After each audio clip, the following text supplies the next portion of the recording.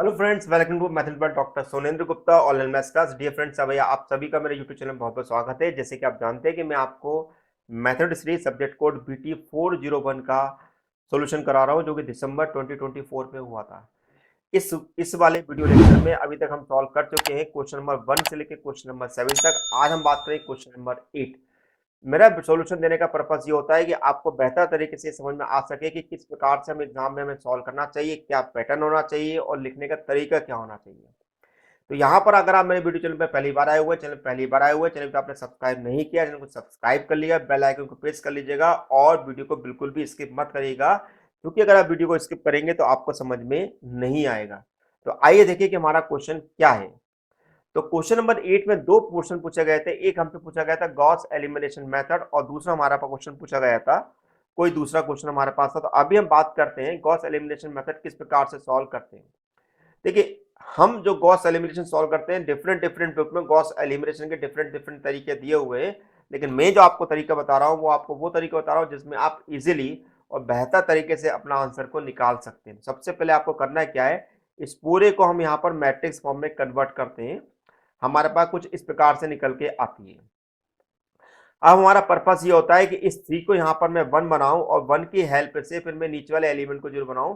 Purpose ये होता है कि हमें डायगोनल के बिलो वाले एलिमेंट को 0 यहाँ पर बनाना होता है। तो हमने यहाँ पर ऑगमेंटेड मैट्रिक्स बनाई C। तो अब हम क्या करेंगे, इस 3 को अगर हमें 1 बनाना तो हम क्या करेंगे, 1 को यहाँ शिफ्ट कर देंगे और 3 को यहाँ शिफ्ट कर देंगे। तो हमने R1 को R3 में चेंज कर दिया। फिर उसके बाद क्या करेंगे, इस 1 की हेल्प से इसके नीचे वाले को 0 बनाएंगे और इसी 1 की हेल्प से 3 वाले को हम 0 बनाएंगे। तो ऑपरेशन लगेगा R2 के लिए R2 माइनस 2R1 और R3 के लिए लिखेगा R3 माइनस 3R1। तो इस प्रकार से हमें मिलेगा। अब हम क्या देख रहे हैं कि यहाँ पर इस 7 में आपका 7 का डिवाइड हो रहा है, पूरे का हमने 7 का डिवाइड कर दिया और इस 1 की हेल्प से अब इस आपस में इन दोनों को हम इंटरचेंज कर देंगे। तो इसको हमने यहाँ कर दिया और इसको हमने इस प्रकार से शिफ्ट कर दिया।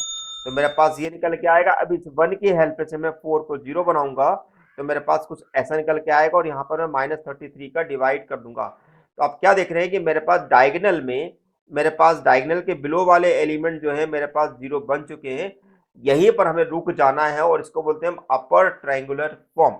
अब अपर ट्रायंगुलर फॉर्म का हम क्या करेंगे, इस पूरी इक्वेशन को एक्स वाई जेड में मल्टीप्लाई करेंगे तो हमें मिलेगा x minus 2y plus 9z, y minus 4z और z इक्वल टू 1। अब हम ये दोनों को इक्वेट कर देंगे। तो इक्वेट करेंगे तो मेरे पास मिलेगा x minus 2y plus 9z equal to 8, y minus 4z equal to -3 और z इक्वल टू 1।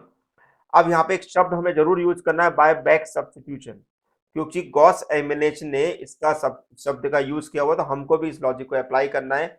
इस z इक्वल टू 1 को मैं यहाँ पर पुट करूंगा तो मुझे मिलेगा y, जो कि मुझे 1 के बराबर मिल रहा है। और जो भी मेरे पास y और z आ रहा है उन दोनों को उठा के मैं इक्वेशन नंबर 1 में रख दूंगा।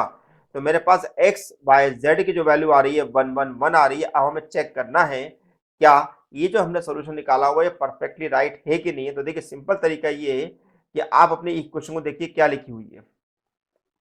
तो अगर मैं यहाँ पर x equal to 1, y equal to 1 और z इक्वल टू 1 को अगर मैं सब्स्टिट्यूट करता हूँ तो मेरे पास 3 प्लस 1 माइनस 1 करता हूँ तो मुझे 3 मिलेगा। 2 माइनस 8 प्लस 1 करता हूँ तो -5 मिलेगा। 1 माइनस 2 प्लस 9 करता हूँ तो +8 मिलेगा। इसका मतलब ये है कि मैंने जो सोल्यूशन निकाला हुआ है वो परफेक्टली राइट है। तो जब भी अगर आप किसी भी साइमल्टेनियस इक्वेशन को सॉल्व कर रहे हैं by the Gauss elimination method या गॉस जॉर्डन मेथड, चाहे रिलैक्सेशन मेथड, चाहे जेकोबी इटरेशन मेथड या जेकोब या गॉस सीटल इटरेशन मेथड, इन सब को सॉल्व करते समय इस बात का ध्यान रखना है कि हमारी पूरी की पूरी वैल्यूज को सेटिस्फाई करना चाहिए। अब हम बात करेंगे क्वेश्चन नंबर 2 के बारे में। तो डियर फ्रेंड्स, अगर आप मेरे ऑनलाइन क्लास को अगर आप ज्वाइन करना चाहते हैं जो कि 2 अप्रैल से स्टार्ट हो रही है, उसके लिंक जो है डिस्क्रिप्शन बॉक्स में दे रखी है, जिसमें ओवरऑल हम 30 डेज का कोर्स हमारे पास है जिसमें हम पूरे सिलेबस को हम डिस्कस करेंगे।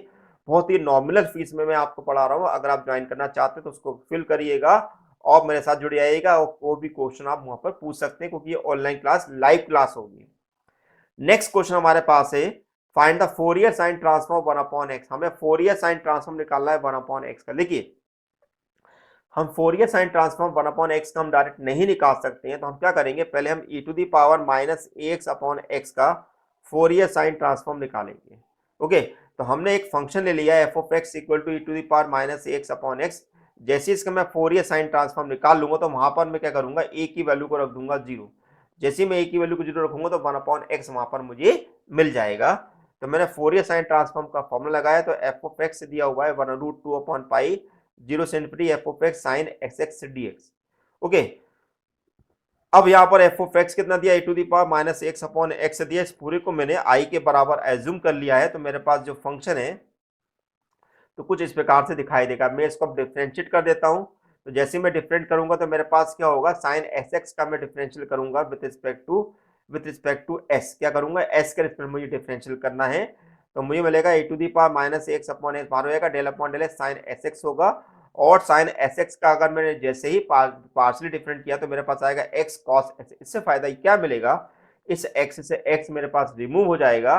तो मेरा फॉर्मूला बनेगा d I upon d s equal to root two upon pi e to the power minus x cos s x. Okay, अब यहाँ पर हम फॉर्मूला अप्लाई करेंगे e to the power minus x cos s x का, जो कि formula होता है e to the power minus x upon a square plus x square minus a cos x plus x sine x. Limit substitute करेंगे तो मेरे पास मिलेगा रूट टू अपॉन पाई ए अपॉन एक्स स्क्वायर प्लस ए। लेकिन अभी हमने जो निकाला है वो D I upon d S निकाला, तो हम उसको उल्टा रिवर्स करेंगे। अब इसको हम क्या करेंगे, इंटीग्रेट करेंगे। तो आई बराबर मिलेगा root two upon pi tan inverse s upon a plus c. अब चूंकि अगर हमें सी को यहाँ पर रिमूव करना है तो हमारे पास इनिशियल कंडीशन होती है जो कि फिक्स होती है, एस बराबर 0 मिलेगा। एस बराबर 0 रखेंगे, जैसे ही मैं एस बराबर 0 रखूंगा तो सी की वैल्यू को मुझे मिल जाएगा 0। तो आई इक्वल टू मिल जाएगा root two upon pi tan inverse x upon a. अब आई वास्तव में था क्या, वो था मेरे पास एफ ऑफ एक्स। अब एफ ऑफ एक्स क्या आता है मेरे पास, e to the power minus x upon x था। जैसे कि मैंने आपको बताया था कि अगर मैं ए की वैल्यू को 0 रखूंगा तो मेरे पास वो रिक्वायर्ड सोल्यूशन मिल जाएगा जिसकी हमें तलाश थी। तो हमने टेन इनवर्स 0 रखा, तो टेन इनवर्स हमने ए की वैल्यू को अगर हम 0 रखते हैं तो यहाँ पर हमें 0 जिससे डिनोमिनेटर में रखेंगे तो ये मिलेगा tan inverse infinity. Tan inverse infinity होता है पाई बाय 2, यानी कि हमारे पास ओवरऑल आंसर जो आएगा रूट पाई बाय 2 हमें मिलेगा। तो डिफरेंस आपको मेरा वीडियो लेक्चर कैसा लग रहा है मुझे जरूर बताइएगा। फ्रेंड के साथ शेयर करना बिल्कुल भी मत भूलिएगा। और यदि कोई डाउट हो तो लेक्चर के डिस्क्रिप्शन बॉक्स में जुड़ सकते हैं, बता सकते हैं। उसके बाद भी अगर आपके डाउट क्लियर नहीं होते हैं तो आप मेरे व्हाट्सएप ग्रुप से जुड़ सकते हैं जिसका नाम है RGPB मैथ्स डाउट ग्रुप, जिसमें मैं आपको बताता हूँ कि RGPB से रिलेटेड कौन कौन से इंपॉर्टेंट टॉपिक्स हैं, कौन कौन से हमारे पास अपडेट आते रहते हैं आरजीबीवी के, जिसमें आपको फर्स्ट बाय फर्स्ट मिलेगा, वो भी जेन्युइन इन्फॉर्मेशन मिलेगी, अनवांटेड इन्फॉर्मेशन नहीं मिलेगी। तो थैंक यू फॉर वॉचिंग मुझे doctor Sunendra Gupta, thank you so much.